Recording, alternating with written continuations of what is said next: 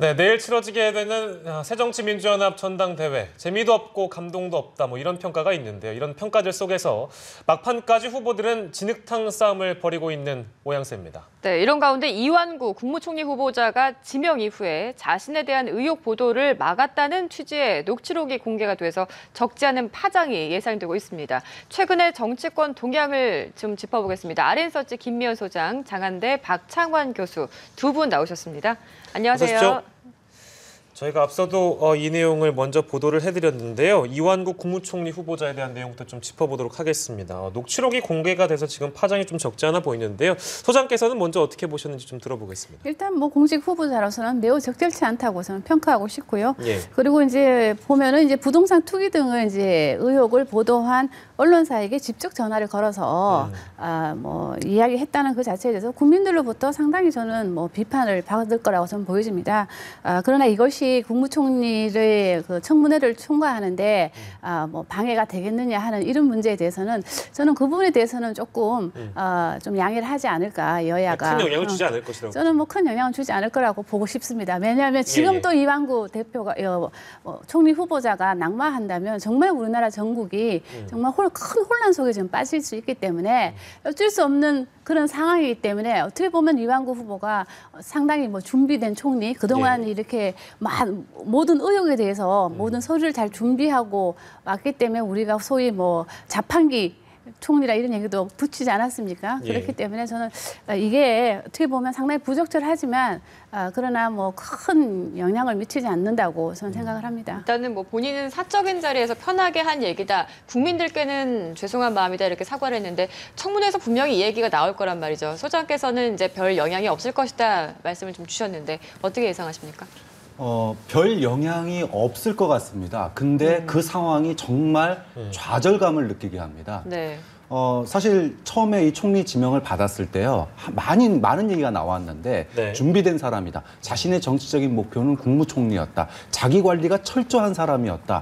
자기 관리가 그렇게 철저하고 국무총리가 되기 위해서 준비해온 분이 지금 얘기 나오는 거 보면 병역 문제부터 시작해서 황제 특강 논란, 그다음에 삼청교육대 근무 문제, 부동산 투기 문제, 여기다가 이제 언론 외압과 개인 문제까지 나왔습니다.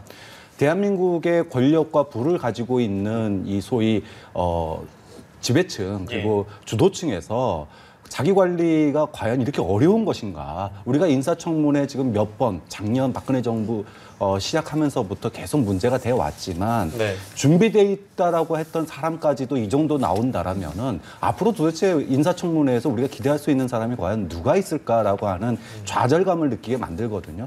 야권 지금 말씀하신 대로 박근혜 정부 왜 이번에 개각을 했습니까? 쇄신을 하기 위해서 한 거거든요. 근데 쇄신 효과는 이미 다 끝났어요. 이미 이걸로 다 끝났고 앞으로 국정을 어떻게 이끌어가야 될지 또 다른 쇄신이 필요한 거 아닌지라는 고민을 들게 하기 때문에 통과는 될 것 같습니다. 하지만 국민들에게 참 아픈 상처를 남긴 또 하나의 기억이 되지 않을까 싶습니다. 글쎄 이게 청문회가 이제 다음 주 아니겠습니까? 이제 이게 영향이 있는지 없는지는 조금 저희가 좀 지켜봐야 될 문제인 것 같고요. 회의록 폐기, 이 혐의를 받았던 분들에게 무죄가 선고된 이야기를 조금 나눠볼 텐데요. 일단은 삭제한 회의록이 대통령 기록물이 아니다. 그래서 지워도 문제가 없다 이렇게 판단을 한 것 같습니다. 어떻게 보셨는지요? 아니, 여기서 또 우리가 또 검찰에 대해서 비판을 또 아니 할 수가 없습니다. 그러니까 혹시 정치 검찰 아니냐 이런 이야기가 좀 나오고 있는데요. 일단 법원에서는 초안 삭제는 이제 무죄다. 초안이라는 것은 당연히 없애야 되는 거다. 그래서 물론 대통령 기록물로 볼 수 없다고 얘기를 했기 때문에 어쨌든 또 검찰이 여기서 또 무리한 기소를 하지 않았느냐 이런 또 비판에도 직면했기 때문에 저는 정말 검찰이 정말 국민의 좀 신뢰를 받기 위해서 좀 이게 좀 명분 있는 그런 수사를 해야 되는데 그렇지 못한 것이 참 안타깝습니다. 한마디로. 네, 검찰은 새누리당의 고발 이후에 기소를 하고 또 재판 과정에 이르기까지 이게 어느 정도 짜맞추기가 된 게 아니냐라는 비판이 당시에도 있었는데요. 지금 결과가 이제 무죄로 나오면서 지금 소장께서도 말씀을 하셨습니다만 비판을 좀 면하기가 어려워 보입니다. 여당도 그렇고 검찰도 그렇고요. 특히 검찰의 이중적 태도는 검찰 스스로가 자초한 면이 있어요. 똑같은 NLL 대화록 또는 이제 그 문건의 유출이 있었고 삭제가 있었고 관련된 사건들인데 네. 지금 새누리당에 문제 제기를 했던 뭐 애초에 김무성, 권영세 의원 같은 경우에는 뭐 무혐의 아예 기소도 하지 않았고요. 그 다음에 딱 한 분 정문원 의원이죠. 약식 기소를 검찰이 하려고 그랬는데 예. 법원이 안 된다. 정식으로 기소하라. 거꾸로 법원이 세게 나갔어요. 그리고 검찰이 구형을 500만 원밖에 벌금 구형을 안 했는데 법원이 너무 약하다고 1000만 원을 오히려 구형을 선고를 했단 말이죠. 이렇게 여권에 대해서 검찰의 반응은 어떻게 보면 솜방망이 처벌, 봐주기였는데 네. 이 참여정부 인사들에 대해서는 공소장을 갖다가 노무현 대통령이 자신의 대화록이 역사에 남는 걸 꺼려해서 그걸 숨기려고 원본을 폐기했다. 죽은 사람의 마음, 속마음까지를 갖다가 기소장에 넣어가지고 그걸 공소장 변경을 했습니다. 기소 1년 만에. 그렇게 해가지고 2년 구형을 했는데 무죄 판결이 났거든요. 이런 검찰의 이중적 태도가 과연 어디서부터 기인한 건지 이 사초 폐기 논란 자체가 애초에 정치적인 어떤 정쟁이었는데 그것을 무리하게 기소로 이어가는 과정에서 생긴 정치 검찰의 오명을 뒤집어쓴 사례가 아닌지 특히 그 과정에서 보여준 검찰의 이중적 태도는 뭐 비난받아야 된다고 생각합니다. 그런데 이제 여기서 우리가 좀 눈여겨볼 부분은 검찰이 너무 정치적으로 평형성을 갖고 있는 게 아니냐. 그 부분에 대해서는 검찰도 이번 기회에 좀 쇄신하는 노력을 좀 해야 될 것 같습니다. 그렇지 않고서는 국민들이 더 이상 검찰을 믿을 수가 없다는 거죠. 이 부분에서 검찰이 좀 반성해야 된다고 봅니다. 이 무죄 선고 이후에 또 관심을 갖고 있는 게 조홍천 전 공직기강 비서관에 대한 그 재판에 또 영향을 끼치지 않을까라는 그 시각도 나오고 있거든요. 어떻게 보십니까? 근데 이번 그 대화록 같은 부분은요. 대통령이 대화의 당사자였기 때문에 내가 한 말에 대해서 녹음한 거를 갖다가 잘못 풀어왔으니 내가 고쳐라. 그렇기 때문에 그거는 기록물이 아니다라고 해석이 된 거지만 예를 들어 민정비서관실이나 민정수석실이나 이런 데서 된 것이 기록물이냐 아니냐 이거는 사실 논란의 여지가 있는 부분이거든요. 하나의 사례는 될 수 있을지언정 이것이 직접적인 영향을 끼치기에는 이 서류, 문서의 성격이 너무 다르다. 그렇습니다. 아무튼 뭐 검찰에 대한 비판도 그렇지만 정치적인 또 사회적인 파장이 큰 사안인 것 같습니다. 그 새정치민주연합 이제 전당대회 이야기로 좀 넘어가 볼 텐데 앞서서 저희가 뭐 재미도 없고 감동도 없다 이런 멘트를 좀 했는데 그 후보 셋 다 일단은 뭐 쇄신에 대한 필요성에 대해서는 공감을 하는 것 같습니다. 근데 뭐 비전이나 정책은 좀 실종됐다 이런 평가가 나오고 있죠. 전대 준비하는 과정 보시면서 어떤 느낌을 좀 받으셨는지. 근데 뭐 이제 초반에 뭐 흥행도 없고 감동도 없었죠. 상당히 보면은 네거티브만 좀 난무한 그런 정당대였는데요. 근데 지금은 제가 봤을 때는 그래도 이제 막판으로 갈수록 그래도 약간의 그 흥행은 좀 살아나고 있다. 흥행 요소는 좀 있다고 보시는 거예요? 저는 그렇게 봅니다. 왜냐하면 내일이죠. 내일 이제 결정이 되는데 지금까지는 아직까지 누가 된다고 장담을 할 수 있는 이런 상황이 아니기 때문에 그런 부분에서는 좀 야권 지지층들이 상당히 좀 관심을 갖고 저는 보고 있다고 생각을 하는데요. 지금 중요한 거는 지금 뭐 내일 누가 되느냐도 매우 중요하지만 저는 그 이후라고 지금 생각을 합니다.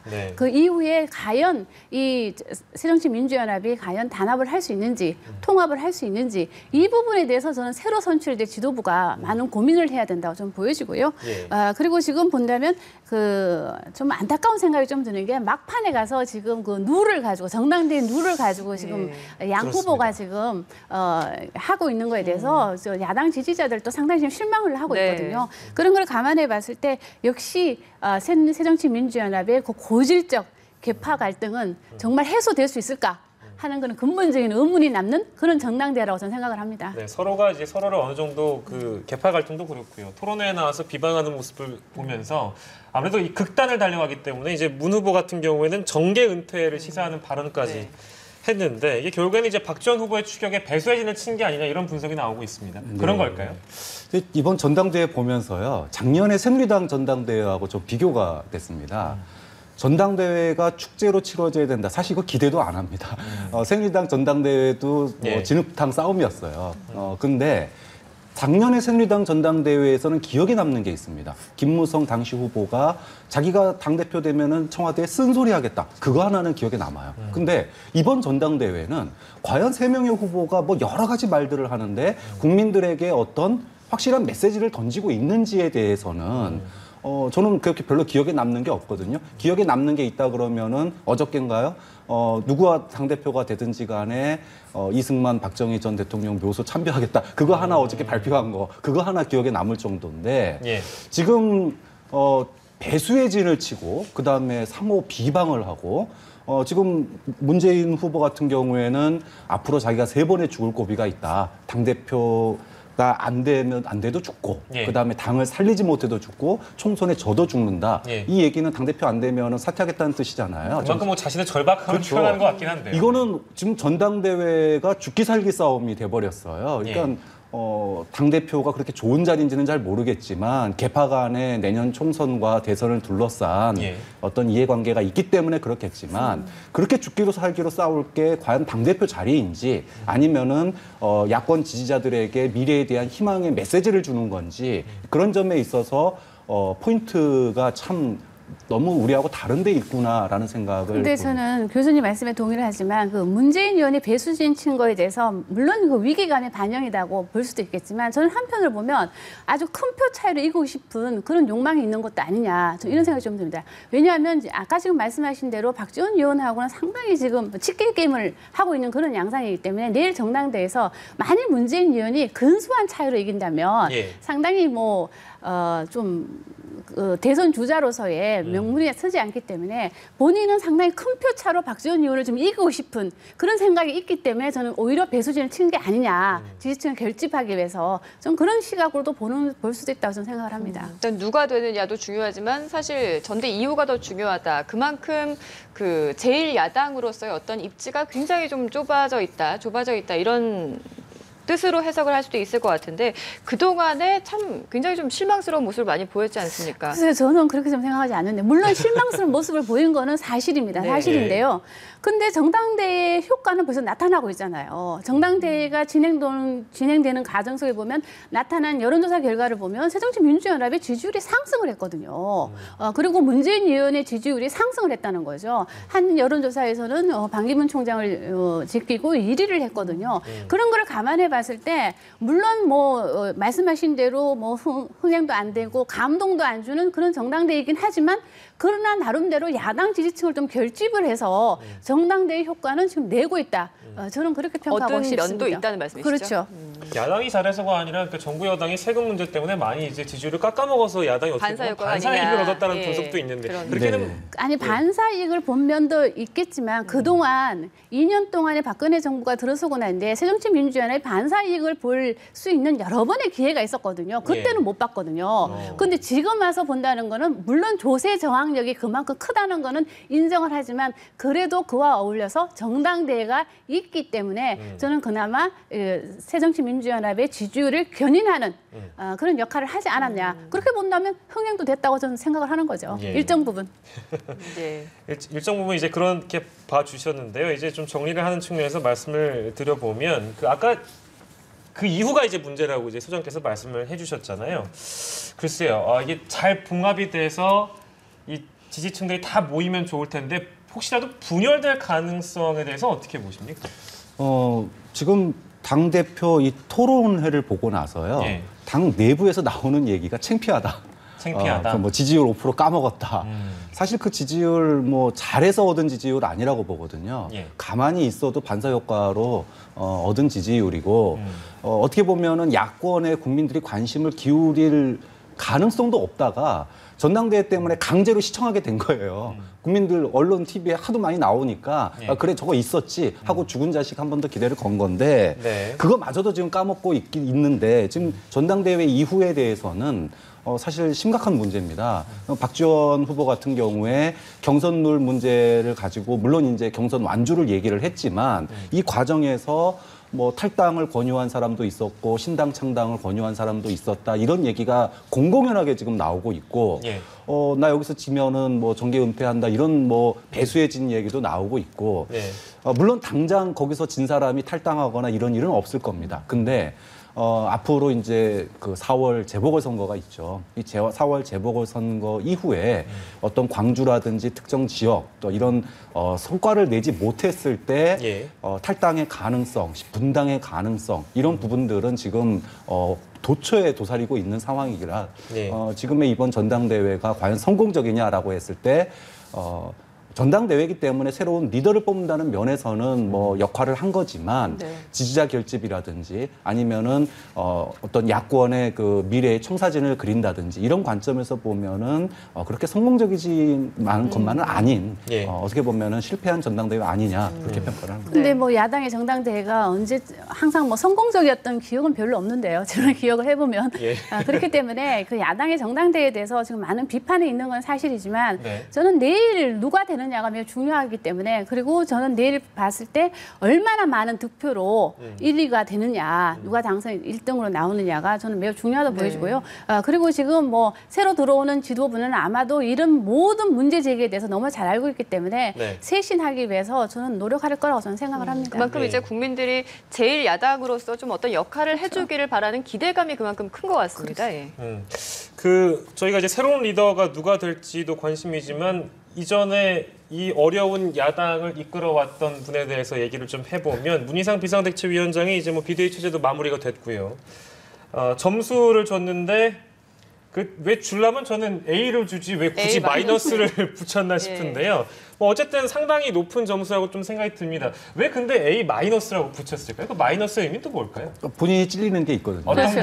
그쵸. 어떤 대한항공. 건 좀 있을 것 같아요. 예, 대한항공 문제 때문에 찔려서. 네. 근데 어쨌든 본인이 A를 줬단 말입니다. 예. 본인이 찔린 게 있어서 A 마이너스긴 하지만은. 근데 좀 말도 안 되는 점수라고 봐요. 예를 들어 낙제는 주지 않을 수 있습니다. 왜냐하면 당이 깨질 위기에서 어쨌든 소방수 역할로서 당 깨지는 건 막았으니까. 그리고 어찌됐든 다음 주자에게 바통을 넘겼으니까 예. 낙제는 아닌데 새정치연합의 지금 고질적인 문제가 당 기강 문제였어요. 당 기강. 그러니까 이게 당이냐 정당이냐 할 정도로 정말 사분오열된 모습이었는데 예를 들면은 정동영 상임고문 탈당하는 거 막지 못했죠. 전 대통령 후보였습니다. 거기다가 예를 들면은 이제 경선 룰 가지고 지금 또 이 막판까지 혼란스러운 것도 잡지를 못했습니다. 경선 룰이라고 하는 거는 전당대회 핵심 중에 하나인데 그 해석을 둘러싸고 또 다른 목소리들이 정말 나왔고 이런 당의 기강을 잡는 것도 실패했을 뿐만 아니라 자기 자신의 정치적인 기강, 뭐 대한항공 그 문제라든지 가족 문제라든지 예. 이런 부분들에 있어서도 국민들에게 사과를 했던 그런 내용들이 있기 때문에 뭐 나름대로 역할을 했지만 A를 받을 정도는 아니다. 네, 저희 시간 관계에서 네. 마무리를 좀 해야 되는데 소장께는 그러면 다르게 좀 질문 드려볼게요. 네. 뭐 마이너스된 부분을 꼽아주셨으니까 네. 그래도 문희상 전 비대위원장이 그 잘한 게 있다면 어떤 걸 잘했습니까? 근데 그래도 어쨌든 간에 뭐 회기 내에 그래도 뭐 예산안을 통과시키고 그리고 세월호 특별법도 통과시키고 뭐 이런 여러 가지 면에 봤을 때는 저는 소방수 역할은 나름대로 잘했다. 문희상 비대위원장이 아니었으면 좀 불가능했다는 생각을 하기 때문에 예. 나름대로 잘했다고 보여지는데 다만 이제 안타까움은 본인의 어떤 도덕성에 크나큰 이제 치명타를 입은 게 저는 좀 안타깝습니다. 네, 혹시라도 오늘 내일 뽑히는 네. 리더 이후에 세 번째 비상대책위원장은 좀 안 됐으면 개인적으로는 좋겠네요. 알겠습니다. 네, 오늘 네. 두 분 말씀 여기까지 듣겠습니다. 고맙습니다. 고맙습니다.